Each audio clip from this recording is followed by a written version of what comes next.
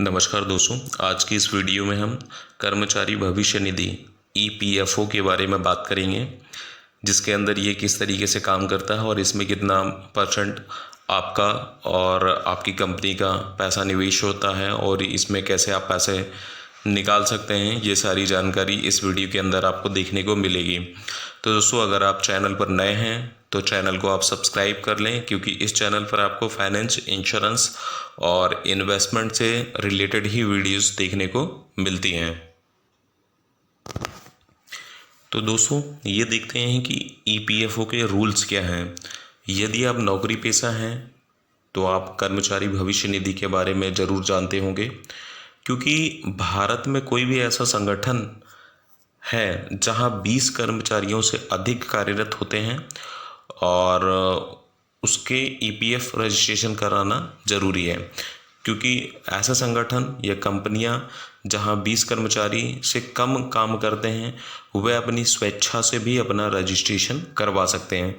लेकिन अगर आप किसी ऐसे संगठन में हैं जहां आप काम कर रहे हैं कि 20 कर्मचारी या उससे अधिक हैं, तो उनका रजिस्ट्रेशन कराना ईपीएफओ में कंपलसरी है, होना ही चाहिए। जिस भी कर्मचारी का कर्मचारी भविष्य निधि ईपीएफओ कटता है, उसकी बेसिक सैलरी का 12% तो उसके वेतन से ही कटता है और उतना ही पैसा नियोक्ता यानी कि जिस कंपनी में आप कर्मचारी हैं वो ईपीएफओ के खाते में जमा करते हैं।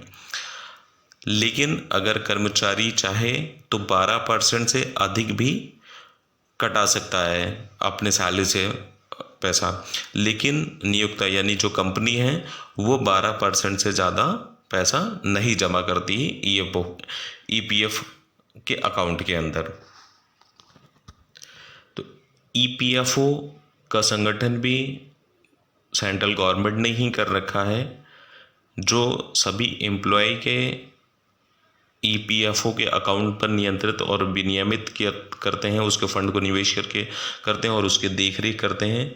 तो सेंट्रल गवर्नमेंट की ये संस्था है और वही इस फंड का देख रेख करती है।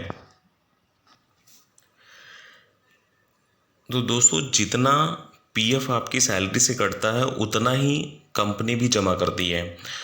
यानी कि आप जिस भी कंपनी में आप काम कर रहे हैं और आपके सैलरी अकाउंट से जो आपकी सैलरी बन रही है उसके बेसिक सैलरी और महंगाई भत्ते के ऊपर टोटल 12% का आपके ईपीएफओ के अकाउंट में सैलरी से डिडक्शन होकर के जमा होता है और उतना ही 12% जिस कंपनी में आप काम कर रहे हैं वो भी आपके ईपीएफओ अकाउंट के अंदर जमा करती है। एक कंडीशन और है इसके अंदर, अगर आप चाहते हैं कि 12% से ज़्यादा आप ईपीएफओ में अपना डिडक्शन करवाना चाहते हैं तो ये आप कर सकते हैं स्वेच्छानुसार आपके। लेकिन जो आप एक्स्ट्रा पैसा डिडक्शन कराएंगे उसके ऊपर आप जिस कंपनी में काम कर रहे हैं वो कोई भी पैसा नहीं देगी, सिर्फ 12% ही उनका निवेश होगा इसके अंदर। तो इसमें अगर आप देखेंगे कि आपका जो जमा हो रहा है आपको ईपीएफओ अकाउंट के अंदर टोटल पैसा 12% आपका है और 12% जिस कंपनी में आप काम कर रहे हैं वो मिलाती है, तो टोटल मिला करके 24% का आपका ईपीएफओ के अंदर पैसा जमा होता है। लेकिन आप जैसे कि किसी भी कंपनी में कर्मचारी होंगे और आपने ऑनलाइन अपना ईपीएफओ का अकाउंट चेक किया होगा तो वहाँ पर जो पैसा जमा होता है वो इतना होता नहीं है, क्योंकि आपका अकाउंट से 12% जमा होता है और जो कंपनी जमा करती है वहाँ पर अगर आप देखेंगे तो 3 से 4% का ही अमाउंट उसके अंदर दिखता है। तो बाकी का बचा हुआ जो पैसा है वो कहाँ निवेश होता है, हम ये देखते हैं। तो अभी आप कंपनी जो जमा करती है 12%, उसका 8.33% हिस्सा पेंशन के लिए अलग से जमा होता है। 8.33% हिस्सा पेंशन के लिए अलग से जमा होता है। आपकी जो बेसिक सैलरी और महंगाई भत्ते हैं 12% और आपकी सैलरी से हर महीने कट कर आपकी ईपीएफ में चला जाता है और 12% का हिस्सा कंपनी अपनी तरफ से आपकी ईपीएफ अकाउंट में भी जमा करती है, तो टोटल 24% हर महीने जमा हो रहे हैं। लेकिन उसमें से 8.33% का हिस्सा कर्मचारी पेंशन योजना के तहत आपके ईपीएफ अकाउंट से अलग से जमा होते हैं। ये अगर आप जिस भी कंपनी में काम कर रहे हैं, लगातार 10 साल तक कम से कम आप काम कर रहे हैं, कंपनी को चेंज नहीं करते हैं, तो आप जब 60 ईयर के होंगे, जब आपका रिटायरमेंट होगा, तो वहाँ पर आपको पेंशन मिलेगी। ये पैसा उसके लिए निवेश होता है। लेकिन अगर आप 10 साल के पहले ही अगर आप कंपनी स्विच कर देते हैं, किसी दूसरी कंपनी में चले जाते हैं या कहीं और ज्वाइन कर लेते हैं, या फिर आपका पूरा पीएफ का पैसा आप निकालना चाहते हैं, तो उस कंडीशन में आपके अकाउंट में जो टोटल 24% का पैसा जमा हुआ है वो पूरा आप निकाल सकते हैं। लेकिन अगर आप 10 साल काम कर लिए तो फिर आपको ये कंडीशन है कि 10 साल कंप्लीट हो गए हैं तो पूरा पैसा आप निकाल नहीं पाएंगे। फिर बाकी का जो बचा हुआ 8.33% का हिस्सा वो आपको पेंशन के तौर पे रिटायरमेंट पर दिया जाएगा। दोस्तों अभी देखते हैं कि ईपीएफ अकाउंट के अंदर जो आपका पैसा जमा होता है उसके ऊपर आपको कितना ब्याज मिलता है। तो ईपीएफ अकाउंट में जो भी आपका पैसा निवेश होता है कर्मचारी भविष्य निधि के अंदर, इसके अंदर रेट ऑफ इंटरेस्ट जो है वो अलग अलग होते हैं, वो चेंज होता रहता है, क्योंकि ये सेंट्रल गवर्नमेंट के द्वारा जो भी उनकी जितनी भी योजना स्कीम है, हर स्कीम के अंदर हर क्वार्टर में रेट ऑफ इंटरेस्ट वो डाउन और अप करते रहते हैं। अगर हम इसको देखते हैं तो 17-18 में तो अच्छे खासे रिटर्न्स इस पे मिल रहे थे, 8.65% तक का रेट ऑफ इंटरेस्ट था। लेकिन अब अभी 2023 में इस योजना के अंदर आपको 8.10% का इस पे सालाना ब्याज मिल रहा है।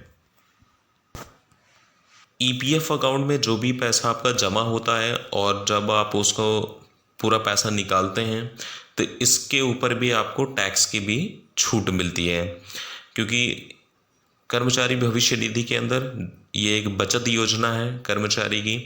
तो यहाँ पर जो भी आप पैसा जमा कर रहे हैं और जब भी आप इस पैसे को निकालेंगे ईपीएफ अकाउंट से, तो उसके ऊपर आपको कोई मैच्योरिटी पे टैक्स नहीं लगेगा। इसके अंदर आपको टैक्स की भी छूट मिल जाएगी। दोस्तों एक चीज़ आप के अंदर भी कन्फ्यूजन होगा कि अगर जो भी व्यक्ति प्राइवेट सेक्टर में जॉब कर रहा है तो वहाँ पर तो ऐसा कंपलसरी होता नहीं है, या फिर कोई भी व्यक्ति किसी एक ही कंपनी में अपने लाइफ टाइम सर्वाइव नहीं कर पाता जॉब को, क्योंकि वहाँ पर तो वो बीच बीच में चेंज भी करते रहते हैं। तो अगर आप बीच बीच में कंपनी चेंज कर रहे हैं तो वहाँ पर क्या आपका हर साल पीएफ अकाउंट चेंज होगा, वो कैसे आप मैनेज करेंगे, या फिर उसको आप ट्रांसफ़र कर सकते हैं, ये फैसिलिटी है या नहीं, ये भी हम इस वीडियो में देखते हैं। तो एक यूएन नंबर के साथ सभी पीएफ खाते लिंक कर सकते हैं। जब भी आपका पहला पीएफ अकाउंट ओपन होता है, जब पहले बार आप जॉब करते हैं और वहाँ पर आपका पीएफ अकाउंट ओपन होगा, तो उस अकाउंट के साथ ही एक आपको यूएन नंबर मिलता है। इस नंबर के एक ही नंबर, ये नंबर एक ही बार इशू होता है। अगर आप कितनी बार भी अपनी जॉब चेंज करें, आपका पीएफ अकाउंट नंबर वो चेंज हो सकता है, लेकिन यूएन नंबर आपका एक ही रहेगा। जिस भी आप कंपनी में जॉब स्विच करके ज्वाइन करते हैं वहाँ पर आप अपना पुराना यूएन नंबर बताएंगे, तो उसी यूएन नंबर के आधार पर आपका नया पीएफ अकाउंट नंबर लिंक हो जाएगा। तो ये ऑनलाइन ईपीएफओ के पोर्टल से लिंक रहता है। तो भविष्य में जब भी आप कभी भी आप अपना ईपीएफओ के माध्यम से अकाउंट पैसा निकालने के लिए प्रोसेस करते हैं तो आप ऑनलाइन भी निकाल सकते हैं। ईपीएफ अकाउंट के अंदर जो भी आपका पैसा जमा होता है वो कब कब आप निकाल सकते हैं, ये भी हम इस वीडियो के अंदर देखते हैं। अगर आपका जब भी जॉब स्विच करते हैं, जॉब छोड़ते हैं, जब आप पूरा पैसा अपने पीएफ अकाउंट से निकाल सकते हैं।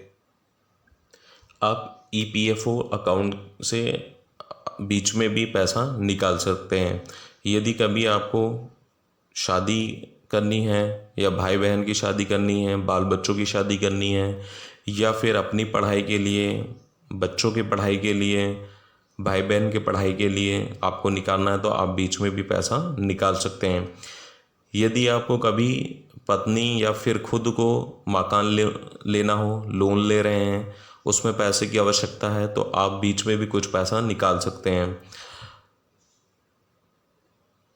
लेकिन अगर होम लोन के लिए आप निकाल रहे हैं तो वहाँ पर आपको लगातार 10 वर्षों तक काम किया हो और PF अकाउंट के अंदर आपने पैसे जमा कर रहे हो, जब भी आप इसके लिए एलिजिबल होते हैं। यदि आप कभी अपने पुराने मकान की मरम्मत कराना चाहते हैं, उसके लिए भी आप बीच में पैसा निकाल सकते हैं। लेकिन इन सभी कंडीशन के अंदर मिनिमम 10 साल तक आपको PF के अंदर पैसा जमा करते रहना होगा जब आप इसके लिए एलिजिबल होंगे, जब आप उसे निकाल पाएंगे। तो दोस्तों, आपको ये वीडियो कैसी लगी, आप इसे कमेंट करके ये वीडियो कैसी लगी, और साथ ही अगर अभी भी आपने चैनल को सब्सक्राइब नहीं किया है तो कर लें। अगर अभी भी आपने चैनल को सब्सक्राइब नहीं किया है तो कर लें, क्योंकि इसके ऊपर आपको फाइनेंस और इंश्योरेंस से रिलेटेड वीडियोस देखने को मिलती रहेंगी। धन्यवाद।